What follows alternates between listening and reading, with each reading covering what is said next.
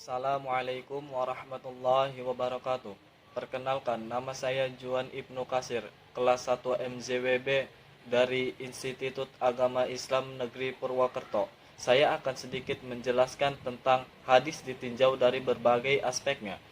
Hadis ditinjau dari berbagai aspeknya juga terbagi menjadi tiga, yaitu dari aspek bentuknya, dari aspek sumbernya, dan dari aspek mengikat dan tidak mengikatnya. Yang pertama saya akan menjelaskan tentang dari aspek bentuknya. Dari aspek bentuknya terbagi menjadi 5, yaitu hadis qauli, hadis fi'li, hadis takriri, hadis sifati, dan hadis hammi. Pertama, hadis qauli adalah hadis-hadis yang beliau ucapkan berkenan dengan berbagai tujuan pada berbagai kesempatan. Yang kedua, hadis fi'li. Hadis fi'li adalah perbuatan-perbuatan Nabi Muhammad SAW yang disampaikan kepada kita oleh para sahabat. Hadis fi'li juga dibagi menjadi dua, yaitu hadis fi'li yang diiringi dengan perkataan Nabi dan hadis yang tidak diiringi dengan perkataan Nabi. Yang ketiga adalah hadis takriri. Hadis takriri adalah segala sesuatu yang muncul dari sementara sahabat yang diakui keberadaannya oleh Rasulullah SAW, baik berupa ucapan maupun perbuatan, dengan cara diam tanpa pengingkaran atau persetujuan, dengan keterangan beliau menganggapnya baik bahkan menguatkannya.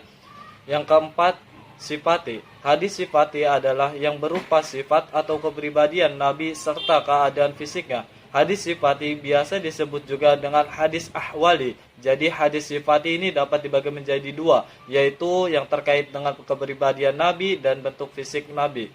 Yang kelima adalah hadis hami. Hadis hami adalah hadis yang berupa keinginan atau hasad Nabi SAW yang belum terrealisasikan, seperti halnya hasad berpuasa tanggal 9 Asyura.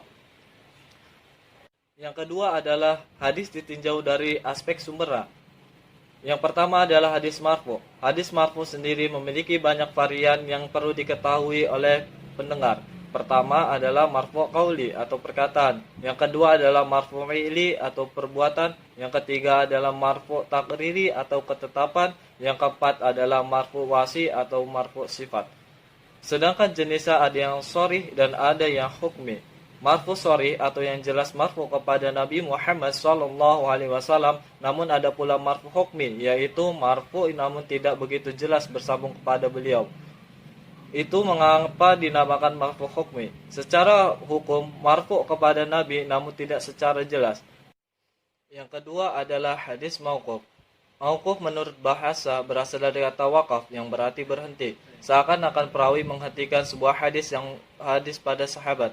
Mauquf menurut pengertian istilah ulama hadis adalah ma udifa ila sahabi min qaulin au fi'lin au nahwin muttasilan kana munqati'an. Artinya sesuatu yang disandarkan kepada sahabat baik dari perkataan, perbuatan dan takrir baik bersambung sanatan maupun terputus. Contoh hadis mauquf: 1.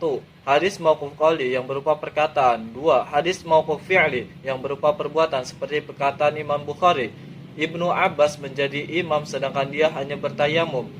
3. Hadis mauquf takriri yang berupa persetujuan seperti perkataan tabi'in. Yang ketiga adalah hadis maqtu. Menurut bahasa, kata maqtu berasal dari akar kata qata'a yuqti'u qat'an, qati'un wa maqtu'an, yang berarti terpotong atau terputus. Lawan dari mausul yang berarti bersambung. Kata terputus di sini dimaksudkan tidak sampai kepada Rasulullah SAW, hanya sampai kepada tabi'an saja. Menurut istilah, hadis maqtu adalah ma udifa ilayya tabi'in au min dunihi min qaulin au fi'lin, yang artinya sesuatu yang disandar kepada seorang tabi'in dan orang setelahnya daripada tabi'in kemudian orang-orang setelah mereka, baik berupa perkataan, perbuatan dan sesamanya. Berarti segala sesuatu yang disandarkan kepada tabi'in atau orang setelahnya baik perkataan, perbuatan dan persetujuannya bersambung sanadnya maupun terputus disebut dengan hadis maqtu. Hadis ditinjau dari aspek mengikat tidaknya. Yang pertama adalah hadis khususiyah. Hadis khususiyah adalah perbuatan yang khususiyah dilakukan oleh Nabi, perbuatan yang bagi umatnya sunnah tapi wajib dilakukan Nabi seperti sholat tahajud, atau perbuatan yang tidak boleh dilakukan oleh umatnya tapi secara khusus dibenarkan untuk Nabi, seperti menikahi perempuan lebih dari 4, dan berpuasa wisol terus-menerus tanpa berbuka. Yang kedua adalah risalah atau tasririyah. Hadis risalah atau tasririyah adalah hadis yang bersumber langsung dari Rasulullah SAW melalui kegiatan maupun ucapan. Yang ketiga adalah basyariyah atau ghairu tasririyah. Hadis basyariyah adalah hadis yang dibuat oleh sahabat Nabi atau tabi'in atau. Sekian penjelasan dari saya, kurang lebihnya mohon maaf. Wassalamualaikum warahmatullahi wabarakatuh.